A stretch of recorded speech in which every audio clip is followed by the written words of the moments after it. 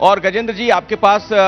Culture मंत्रालय है, tourism मंत्रालय है, तो सबसे पहले आपके मंत्रालय के लिहाज से मैं इस बजट को समझना चाहूंगा कि आप लोगों को क्या मिला जो आप जनता तक पहुंचाने वाले हैं। ये माइक ले लीजिए सर। धन्यवाद अखिलेश जी। एबीपी न्यूज़ का धन्यवाद करता हूं कि उन्होंने इस बजट को लेकर के इंटेंशनली जिस तरह की भ्रांतियां फैलाई जाने की कोशिश की जा रही है और जैसा चाल चरित्र और चेहरा रहा है विपक्ष का पिछले 10 साल तक, उसी के अनुरूप आचरण करते हुए वो इस बजट में भी निराधार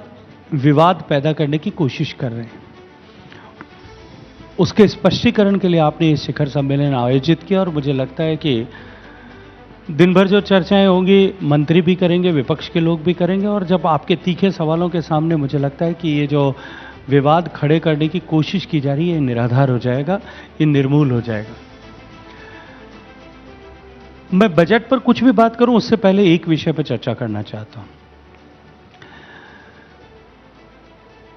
नरेंद्र मोदी जी की सरकार जब 2014 में बनी थी तब से लेकर के आज तक सरकार का लक्ष्य स्थिर है, और वो लक्ष्य था, वो लक्ष्य है और वो लक्ष्य रहेगा जब तक उस लक्ष्य को प्राप्त न कर लें, भारत को समृद्ध, शक्तिशाली, संपन्न राष्ट्र बनाना। और उसका मार्ग भी तय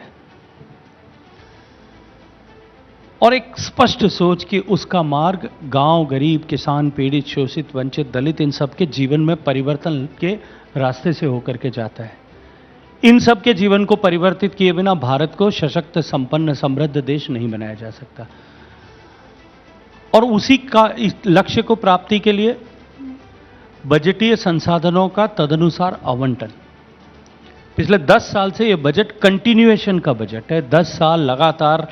अब की जो 13वीं बार जो सरकार ने बजट प्रस्तुत किया और उससे निर्मला जी ने जो इतिहास बनाते हुए 7वीं बार बजट प्रस्तुत किया, ये बजट एक कंटिन्यूटी के बजट है। वैसे भी सामान्यतया जब सरकार रिपीट होती है तब चुनाव के वर्ष का पहला जो है आंशिक बजट और उसके बाद का जो है बजट, ये दोनों तो एक दूसरे को ओवरलैप करते हुए ही होते हैं। सरकारें बदल जाती हैं, तब नई बनने वाली सरकार अपनी प्राथमिकताओं के अनुरूप कुछ उसमें ट्वीकिंग करके कुछ नया अपने विचार के अनुरूप, अपने सोच के अनुरूप करती हैं। लेकिन देश की जनता ने तीसरी बार नरेंद्र मोदी जी को प्रधानमंत्री बनने का और एनडीए को सरकार बनाने का अवसर प्रदान किया, इसलिए कोई आमूलचूल परिवर्तन हो ऐसी संभावना नहीं थी। लेकिन टूरिज्म और कल्चर के दृष्टिकोण से मैं अगर देखूं, पिछले वर्ष में जो बजट में जितनी राशि दी गई थी, लेकिन क्योंकि दुर्भाग्य से राज्यों का समुचित सहयोग न मिल पाने के कारण से खर्च उतना नहीं हो पाया था, और आरई में लगभग 1600 करोड़ से कुछ अधिक खर्च ही जो है टूरिज्म मंत्रालय कर पाया था। लेकिन इस बार फिर माननीय वित्त मंत्री जी ने, मैं अभिनंदन करूंगा, धन्यवाद दूंगा प्रधानमंत्री जी का, कि पिछली बार से बढ़ा करके बजटीय धनराशि का आवंटन किया है। और उसके साथ साथ में जो एक्सपीरियंस, जो अनुभव पिछले वर्षों में, चाहे काशी कॉरिडोर के निर्माण के बाद में काशी में टूरिस्ट इन्फ्लक्स बढ़ने का हो, या उज्जैन में महाकाल लोक के निर्माण के बाद में उज्जैन में लगभग 3 lakh tourist average per day आने का क्रम प्रारंभ हुआ हो, या जगन्नाथ भगवान के कॉरिडोर बनने के बाद में वहाँ टूरिस्ट जो है की संख्या बढ़ी हो, दर्शनार्थियों की संख्या बढ़ी हो, उस अनुभव को संज्ञान में रखते हुए जो दोहरी महत्वपूर्ण हमारे पास में साइट्स हैं, जहां हम domestic traveller as well as international inbound tourist दोनों को आकर्षित कर सकते हैं। और क्योंकि भारत से निकले हुए बुद्ध धर्म की मान्यता रखने वाले लाखों लोग पूरे विश्व भर में हैं,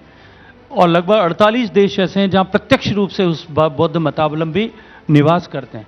उनके लिए बुद्ध के जीवन से जुड़े हुए स्थान जो हैं वो अत्यंत महत्वपूर्ण है, जिसमें बोध गया भी है, जिसमें राजगीर भी है।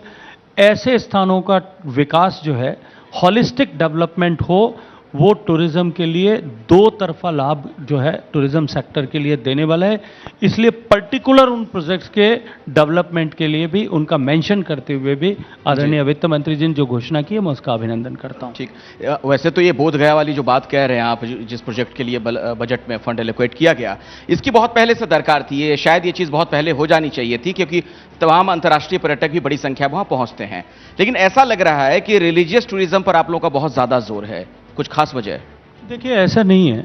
टूरिज्म के बहुत सारे सेक्टर्स हैं, बहुत सारे टूरिज्म के एस्पेक्ट्स हैं, बहुत सारे डोमेन हैं, और भारत में क्योंकि रिलीजियम टूरिज्म एक बड़ा विषय है,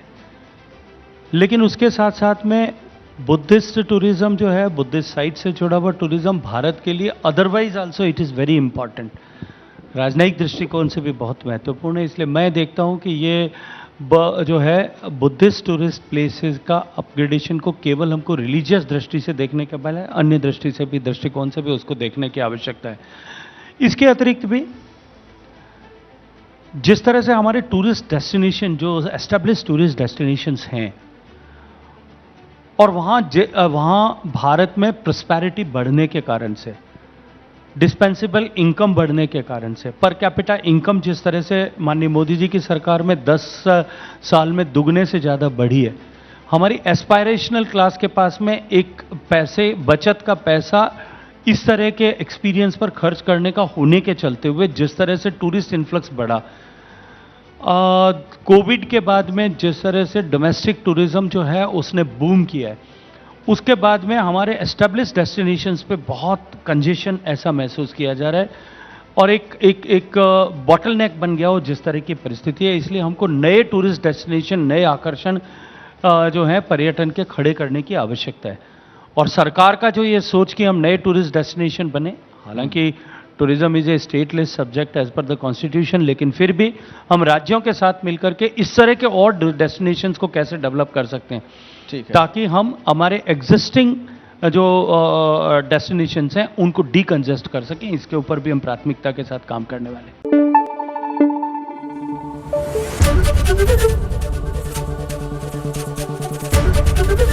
एबीपी न्यूज आपको रखे आगे।